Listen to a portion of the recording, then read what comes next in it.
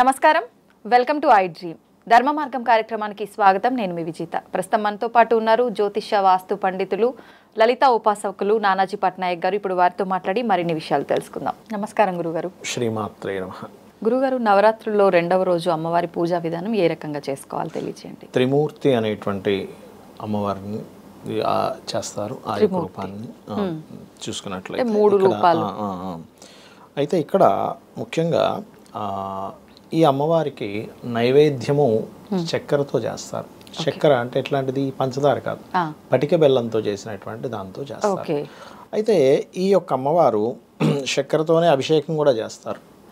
చక్కెరతో అభిషేకం చేయడం వల్ల శాస్త్రంలో చెప్పినటువంటిది ఏమిటి అంటే దీర్ఘాయుర్దాయము వస్తుంది అంటే దీనికి కూడా దీర్ఘాయుర్దాయం చెప్పారు. దానికి జ్ఞాన వైరాగ్యాలు చెప్తే బాల త్రిపుర సుందరికి దీనికి దీర్ఘాయుర్దాయం స్పెసిఫిక్గా చెప్పారు. చక్కెరతో ఎవరైతే అభిషేకం చేస్తారో, చక్కెర వాటర్తో చేస్తారు, ఇటువంటివి చేయాలి. ఆయుష్ పెరుగుతుంది, ఆయు వృద్ధి అని చెప్పడం జరిగింది. అదేవిధంగా ధనధాన్య పుత్రం వృద్ధి అని చెప్పడం జరిగింది ఈ అమ్మవారికి కనుక చేసుకున్నట్లయితే. అయితే ధర్మార్థ కామ్య మోక్షాలు సిద్ధించడము, ధనధాన్య అభివృద్ధి జరుగుతాయి.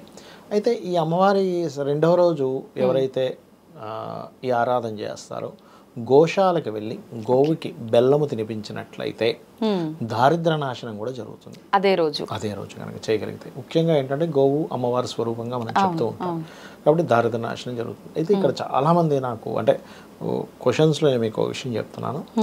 9 రోజులు తలస్నానం చేయాలని అడుగుతున్నారు. అవునవును, 9 రోజులు. ఇక్కడ స్త్రీలకి 9 రోజులు తలస్నానం చేయాలని ఎక్కడ చెప్పలేదు. మొదటి రోజు చేసుకుని మిగతా రోజులు శిరస్నానం చేయొచ్చు, తప్పేం కాదు. కానీ పురుషుడు మాత్రం 9 రోజులు చేయాలి. అలాగే చాలామంది ఏమనుకుంటారంటే స్త్రీలు మాత్రమే ఆరాధించాలేమో అనుకుంటారు. అలా ఏమి, స్త్రీ పురుషులు ఇద్దరూ కూడా ఆరాధించవచ్చు, కుంకుమతో చేయవచ్చు పూజ. అదేవిధంగా మరొకటి ఏంటంటే ఇందులో పర్టికులర్గా ఎవరికైనా కానీ సంతానము లేదు, ఎందుకంటే ఈ అమ్మవారు సంతానాన్ని ఇస్తుందని చెప్పుకున్నాం కదా. సంతానము లేనటువంటి వారు ముఖ్యంగా మీకు దగ్గరలో ఆలయాలు ఉన్నట్లయితే కుంకుమ, గంధము, పసుపు ఈ మూడింటిని దానంగా ఇవ్వాలి ఆలయాల్లో వాడుకోవడానికి. ముఖ్యంగా అమ్మవారి యొక్క ఆరాధనలో గంధముతో ఆరాధన చేయమని చెప్తుంది శాస్త్రం. గంధాన్ని తీసుకొచ్చి అరగబామాలి, బయట దొరికే పౌడర్ కాదు. గంధం తీసుకొచ్చి మీ చేతితోనే చక్కగా అరగదీసి దాంతో ఆరాధన చేయాలి. అలా చేసినట్లయితే ముఖ్యంగా గంధముతో చేసేటువంటి పూజ వల్ల పుణ్యం వస్తుందట. ధూపం వేసినట్లయితే ఐశ్వర్యం వస్తుందని చెప్తూ ఉంటారు. ఇంట్లో చూడండి, ఒక్కోసారి మనకి నెగిటివ్ ఎనర్జీ ఉంది అని ఫీల్ అవుతుంటాను, చూసారా? ఎక్కువ మీరు ఎంత గుగ్గిలము, ధూపం ఇట్లాంటివి కనుక అమ్మవారి కనుక ఉదయం సాయంత్రం కనుక వేసినట్లయితే ఇది పోతుంది. సర్వసాధారణంగా మనకి దసరా నవరాత్రులు అనేటువంటిది దాన్ని యమద్రంష్టికలు అంటారు. అంటే ఏమిటి? యముని యొక్క కోరలు వంటిదట ఈ కాలం అనేటువంటి. అందుకని అమ్మవారి ఆరాధన కనుక చేసినట్లయితే ఖచ్చితంగా క్లియర్ అవుతుంది ఈ సమస్యలు అనేటువంటివి. అదేవిధంగా ఎవరికైనా సంతానం సంబంధించిన ఇంకా తీవ్రంగా దోషం ఉందండి, ఎన్నిసార్లు మనం ట్రై చేసుకుంటున్నా సరే మిస్క్యారేజెస్లు అవుతున్నాయి, ఇట్లాంటివన్నీ మాకు ఇదవుతుంది అని అనుకున్నప్పుడు చేయవలసినటువంటిది ఏమిటంటే సూర్య భగవాను చూస్తూ ఓం భానుమండల మధ్యస్థ అనేటువంటి నామాన్ని కనుక చేసుకున్నట్లయితే ఓం భానుమండల మధ్యస్థాయై నమః లేదా ఓం భానుమండల మధ్యస్థ భైరవి భగమాలిని నమః అని కూడా చేసుకోవచ్చు. ఇది కనుక చేసుకున్నట్లయితే ఖచ్చితంగా వారికి సంతాన యోగం అనేటువంటిది కలుగుతుంది. ఇంకా సంతానం కోసం బాగా ఇబ్బంది పడేటువంటి వారు అరటికాయలు కూడా గోవు తినిపించినట్లయితే చక్కటి ఫలితాలు వస్తాయి వీరికి. కాయలునా అంటే పండ్లు? పండు కాదు. ఇక్కడ గోవుకి ఏంటంటే అమ్మ అరటికాయ బలాన్ని ఇస్తుంది, బెల్లం ఐరన్ ఇస్తుంది. నువ్వులు తినిపించకూడదు. మళ్ళీ తీసుకెళ్ళి చాలా మంది తెలియక నువ్వులు తినిపిస్తారు. అది ప్రెగ్నెన్సీతో ఉందనుకోండి ఇబ్బంది అవుతుంది. గోవుల్లో మొగవి ఉంటాయి చూసారా, ఇప్పుడు దున్నపోతుంటారు, వాడికి తినిపించవచ్చు కావాలంటే నువ్వులు. కానీ ఆడగోవుకు తినిపించకూడదు, గోవుకి తినిపించకూడదు. కానీ ఆవుకి పెట్టడమే ఎక్కువ చేస్తుంటారు కదా, మగదానికి పెట్టడం వల్ల కూడా అలాంటి ఫలితాలు ఉంటాయా? అంటే నువ్వు అది ప్రెగ్నెన్సీతో ఉందనుకోండి అమ్మా, దానికి ఇబ్బంది అవుతుంది, బ్రహ్మహత్య పాతకం చుట్టుకుంటుంది మళ్ళీ. అది ఇంకా పెద్ద దోషం కాబట్టి చేయకూడదు. ఇప్పుడు సంతానంకు సంబంధించిన ఇబ్బందులు అన్నారు కదా, అంటే ఓన్లీ సంతానం కలగని వారికి సంబంధించి, కలగని వారికి, సంతానం కలిగి వారు సరిగ్గా అనారోగ్యాలు వస్తున్నాయి అనుకునేటువంటి వారికి, సంతాన అభివృద్ధిలోకి రావాలనుకునేటువంటి వారికి, సంతానం ఒక్కొక్కసారి తప్పుదోవ పడుతూ ఉంటారు, అటువంటి వారికి చేయాలి, అటువంటి వారు చేసుకోవచ్చు. అదేవిధంగా విషంగ ప్రాణహరణ వారాహి వీర్యనందితాయి నమః. ఎవరైనా ఇప్పుడు చూడండి ఫ్రెండ్స్తో పాడైపోతుంటారు, ఫ్రెండ్స్తో తిరుగుతూ పాడైపోయేటువంటి వారు ఈ రోజు కనుక ఓం విషంగ ప్రాణహరణ వారాహి వీర్యనందితాయ నమః చక్కగా పనిచేస్తుంది. ఓకే. ఇప్పుడు చూడండి, మన పిల్లవాడు మంచివాడు, ఇలా మన అమ్మాయి మంచిదే, కానీ ఒక్కొక్కసారి సమ్ టైమ్స్ అందరికీ అలా జరగదు.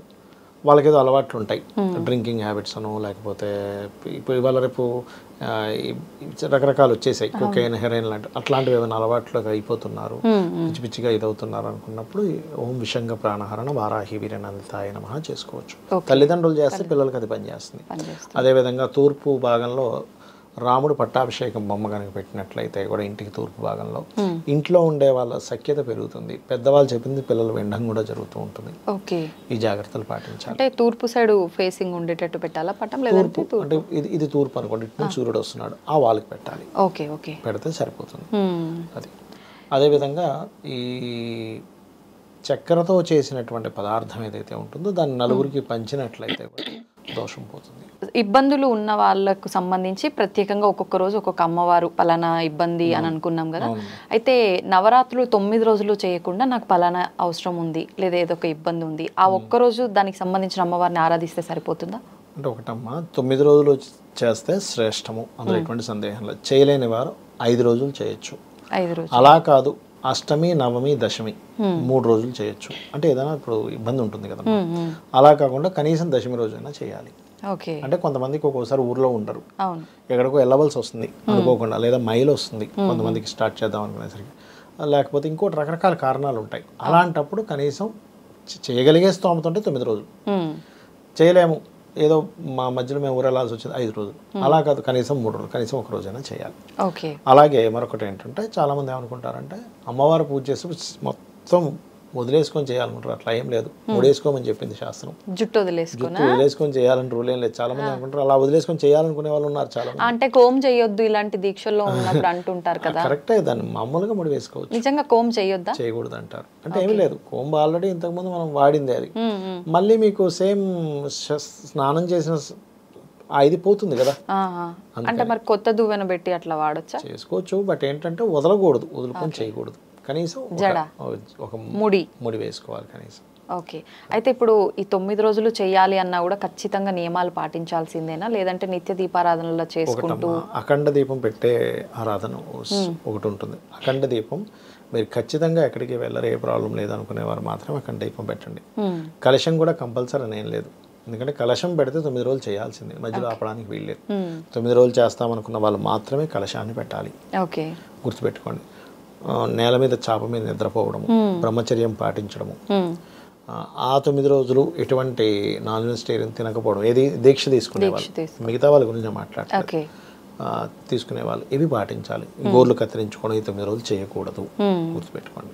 ఇప్పుడు దీక్షలు అనగానే మామూలుగా ఏ దేవుడికి సంబంధించి దీక్ష తీసుకుంటున్నామో ఆ ఆలయంకి వెళ్ళి గురువుల సమక్షంలో వేసుకుంటుంటాము, అక్కడ మనం ఏదైనా సేవ చేయడము చేయాలి, అలాగే వేసుకోవాలి. ఇది కూడా తర్వాత మళ్ళీ ఆఖరి రోజు అమ్మవారి దగ్గరికి వెళ్ళి దర్శనం, అంటే విజయవాడ అట్లా వెళ్ళాలా? లేదు, అవసరం లేదు. ఇది ఏంటంటే ఇది 40 రోజులు మండల దీక్ష కాదు కదా. అవును, అవును. మామూలుగా ఇంట్లో విరమించుకోవచ్చు, లేదంటే ఆలయానికి వెళ్ళొచ్చు, తప్పేం కాదు దానివల్ల. ఓకే, అంటే వీలుని బట్టి చేసుకోవచ్చు, వాళ్ళకుండే సదుపాయాన్ని బట్టి, వాళ్ళకుండే వీలుని బట్టి ప్రేమగా చేయాలి. ఇక్కడ ఏంటంటే ఏదో అబ్బా తెల్లారింద్ర బాబు ఈ 9 రోజులు ఎప్పుడైపోతాయా అని చేయకూడదు. ఈ 9 రోజులు ఎంత అదృష్టం అనేటువంటి భావంతో చేయాలి. ఓకే, మంచిగా తెలియజేశారండి, ధన్యవాదాలు. శ్రీమాత్రే నమః.